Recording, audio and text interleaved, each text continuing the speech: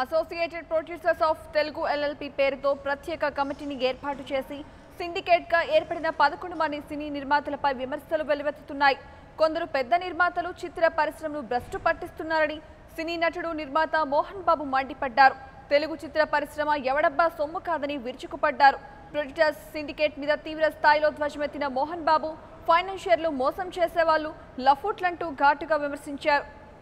చిన్న నిర్మాతలకు ఎప్పుడూ అండగా ఉంటానన్నారు.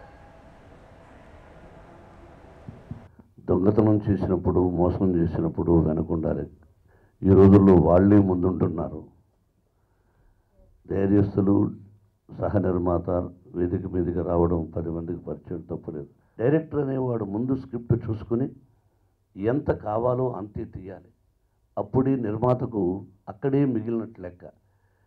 అంతేగాని తనకు మించిన భారం ఏదో ఒకటి అనుకొని ఏదో ఒకటి తీసి ఆ ఎడిటింగ్ టేబుల్ దగ్గర కట్ చేసి నెల రోజులు కట్ చేసి కోట్ల రూపాయలు పెట్టి 1000 కోట్లు కలెక్ట్ చేసిందని చెప్పి అంత గ్యాస్ కబుర్లు ఎక్కువైపోయినాయి.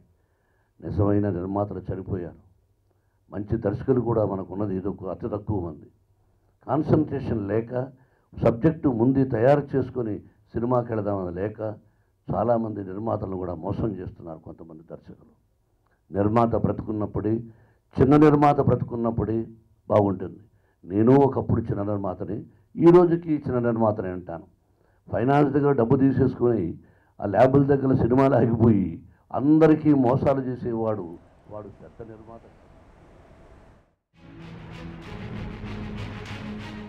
మోహన్ బాబు వ్యాఖ్యలపై మరిన్ని వివరాలు మా ప్రతినిధి అమిత్ అందిస్తారు. అమిత్, చెప్పండి, పెద్ద ప్రొడ్యూసర్లు సిండికేట్ అయ్యారన్న మోహన్ బాబు వ్యాఖ్యలపై మీ దగ్గర ఉన్న అప్డేట్స్ ఏంటి? సినీ నిర్మాత, సినీ నటుడు, సీనియర్ నటుడు మోహన్ బాబు ఈరోజు మరొకసారి సంచలన వ్యాఖ్యలు చేశారు. మామూలుగా ఆయన సంచలన వ్యాఖ్యలు చేయడం తరచుగా జరుగుతుంది. అందులో భాగంగానే ఈ రోజు కూడా ఒక నిర్మాతలకు సంబంధించి కొంతమంది నిర్మాతలు వాటి గతంలో ఉన్నట్టు ఇప్పుడు నిర్మాతలు లేరు. గతంలో నిర్మాతలు అంటే ఈ విధంగా ఉండాలి అని చెప్పేసి ఎగ్జాంపుల్ గా ఉండేవారు తప్ప ఇప్పుడున్నటువంటి నిర్మాతలు మా సినిమాకు 100 కోట్లు, 200 కోట్లు, 300 కోట్ల నుంచి 500 కోట్ల వసూలు అయినాయని చెప్పేసి వాళ్ళు గొప్పలు చెప్పుకోవడమే సరిపోతుంది. ఇప్పుడున్నటువంటి వాళ్ళు కేవలం బిల్లకు మాత్రమే పనిచేస్తారు తప్ప వాళ్ళు దేనికి పనికిరారు అని చెప్పేసి ఘాటుగా విమర్శించారు. దాంతో పాటు ఇంకా చాలా చెప్పలేని పదజాలంతో అతను వాడినట్టుగా తెలుసు. ఇందులో ప్రధానంగా 11 మంది అసోసియేట్ ప్రొడ్యూసర్స్ తెలుగు ఎల్ఎల్సి అనే పేరుతోని వీళ్ళు వాటి సపరేట్ గా ఒక ఫామ్ చేస్తున్న సిండికేట్ అయ్యి ఫామ్ చేసుకున్న సినిమాలు నిర్మిస్తున్నట్టుగా తెలుస్తుంది. సినిమా ఎవరబ్బ సొత్తు కాదు. సినిమా తెలుగు సినీ ఇండస్ట్రీ చాలా మంది నిర్మాతలు ఉన్నారు, చిన్న నిర్మాతలు ఉన్నారు, పెద్ద నిర్మాతలు ఉన్నారు, అందరు ఉన్నారు. సో వాళ్ళందరినీ కాపాడాల్సిన అవసరం ఉంది. సో ఖచ్చితంగా వీళ్ళు కొంతమంది మాత్రమే వీళ్ళు వ్యవహరిస్తున్నారో వాళ్ళ వ్యవహార శైలి మార్చుకోకపోతే తీవ్ర పరిణామాలు ఉంటాయని చెప్పేసి కూడా హెచ్చరించినట్టుగా తెలుస్తుంది. ఓకే అమిత్, చెప్పండి, 11 మంది ప్రొడ్యూసర్లు సపరేట్ గా కౌన్సిల్ పెట్టుకోవడానికి గల కారణం ఏంటి?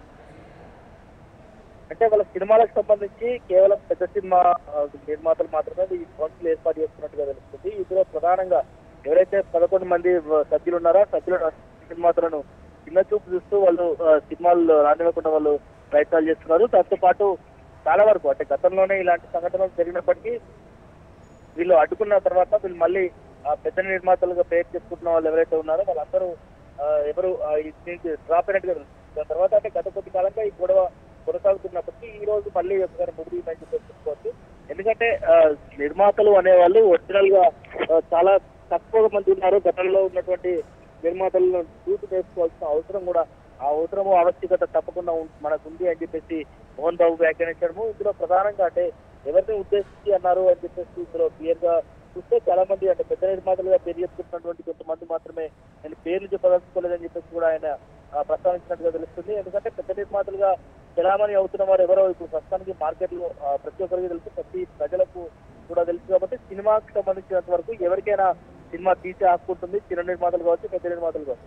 సో సినిమాను ప్రజలకు ఏ విధంగా చూపించామో అది మాత్రమే ఉంటుంది తప్ప మేము కేవలం 100 కోట్లు 200 కోట్ల వసూలు చేస్తాము మాది గొప్ప సినిమా అని చెప్పేసి గొప్పలు చెప్పుకోవడం సరైన పద్ధతి కాదు అని చెప్పేసి ఆయన ఘాటుగా విమర్శించినట్టు తెలుస్తుంది. Okay right, thank you Amit.